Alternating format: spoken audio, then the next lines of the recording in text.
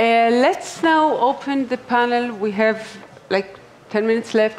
Let's open the panel to your questions and comments, and just speak up, introduce yourself, and talk to us. Yes, please. Jim Tam, I'm from Toronto. I have a couple of comments. Professor Reddy, well, I share and enjoy your conceptual fantasy of infinite memory and network-like bandwidth. So I just hope that we'll be able to circumvent corporation greed, so that we'll be able to get better price for all these internet services.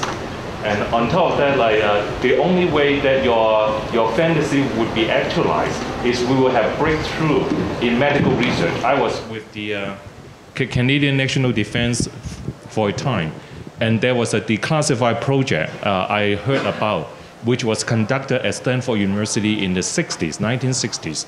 Basically, it's the implanting of a microchip into the back of the human head so as to homogenize the maneuvering skill of the jet fighter pilot at that time.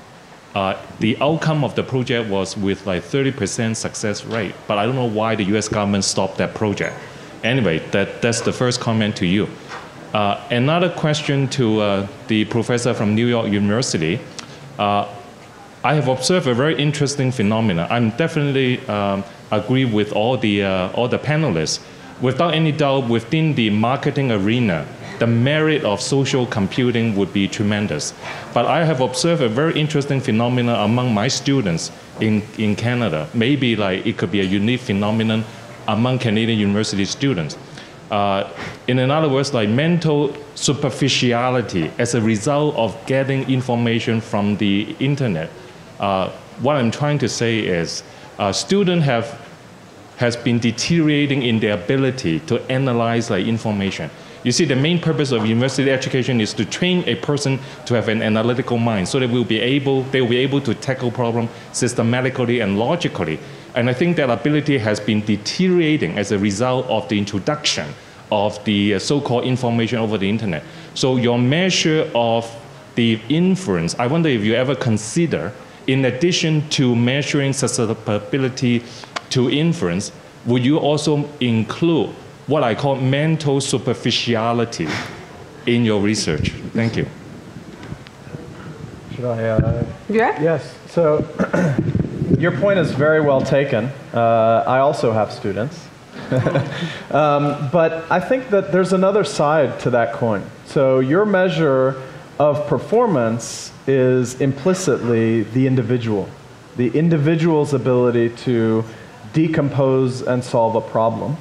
But people who study the history of science have shown recently that more and more scientific research is happening in teams, not with individual people sitting in their offices trying to solve a problem.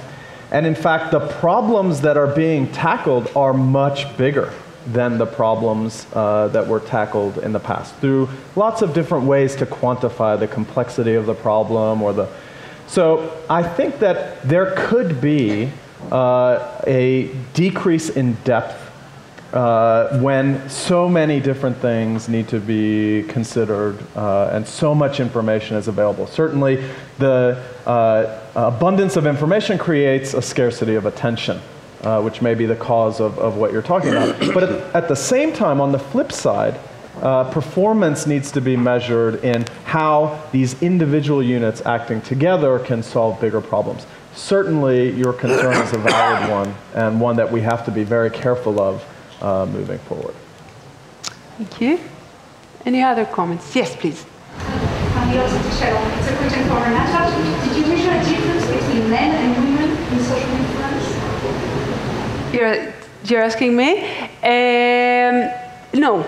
Women distribute more word of mouth than men. Married people or people in a relationship distribute more word of mouth than people who report themselves as singles. But as a matter of influence, we couldn't see any difference. So they talk more, but unfortunately less people listen to us. But it's going to change. Other questions, comments? There's one in the back. There's one in the Yes, please. Sorry.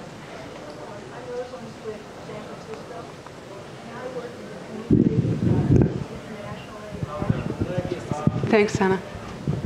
My name is Rosalind Swig, and I come from San Francisco, and I'm very much involved in the community, both locally and nationally, and to a degree internationally.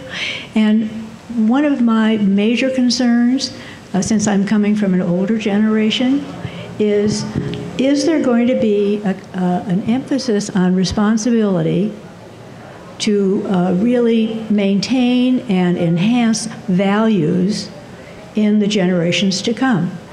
Because all the things that you're saying are very exciting, and I'm so glad I came to this section.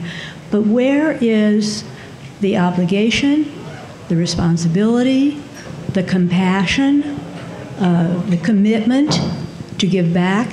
Where is that in the technology world and looking forward? That's what I'm concerned about, and that's what I'd like to hear. I would be very high, Yonja from Google. I think that's a very important question. And I will speak both as a Google person as well as a parent, as well as a Google person who thinks about parents. There's a lot of responsibility about protecting safety, privacy. I think there is a responsibility that definitely lies with companies like Google to provide those platforms for education. We have something, just because I'm thinking of child safety, we have something called the Child Safety Center that we've internationalized in 60 languages. But I think we're still at the very early days. Lots of people don't know about these tools. We have, again, for privacy, we have the same.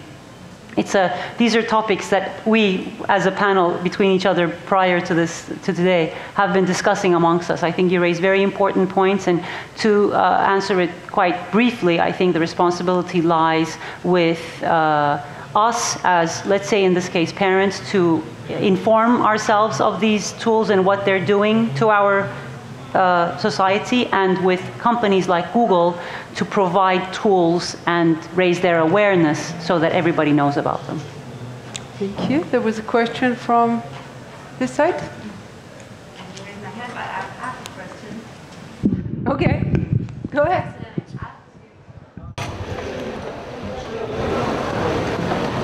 I can I start? Yeah. I have my PhD research. You can hear it? Yeah. Now you will stand a step forward and you will, yeah. Okay, but everything happens for a reason, I guess. I had a question for you regarding, I had my PhD research in e-brand equity, online versus offline. And what I thought about when you talked about Occupy Wall Street, I have a friend called Pete that did Occupy Wall Street. And one of the most important, I think, aspects or interesting aspects that I had, I met with him the people that started Burning Man, the couple that started it. And they had really similar, rules and way of spreading the words. Like they did offline, he did online, which is an amazing thing. And whether you've ever thought about researching the patterns that are the same in the online and offline word of mouth. So this is the Yes, so that's a very good question. And in fact, we do research this in a number of ways. So there have been some surveys done about how people spread face-to-face and offline word of mouth. But in fact, more and more, there are some research institutions and researchers who are using technology to study the same thing. So I have a colleague named Sandy Pentland at MIT, and he created, with his team, a series of badges which now are the size of an identification card that you would carry to work to swipe to get into your building at work. And it has accelerometers, and it has RF sensors, and it has microphones. And it actually can create digital representations of the face-to-face social networks that happen by the water coolers in an organization. And the organization can think about or feed this information back to individuals so that they can think about how their face-to-face networks are evolving in the same way that you can map an instant messaging network or the maps that Renana showed you with regard to email or Facebook and other types of things.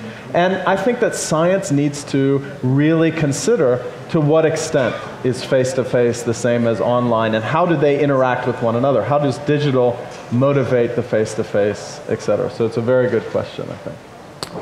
Okay, we are running out of time. Apparently, we're not yet at the point when we can cross the time barrier.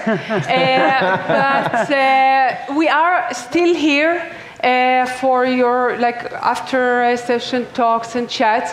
We want to thank you for being here with us, for attending this conference, for your questions, for your positive vibes. Thank you so much. Have a great day. Enjoy Jerusalem. Enjoy the rest of the conference.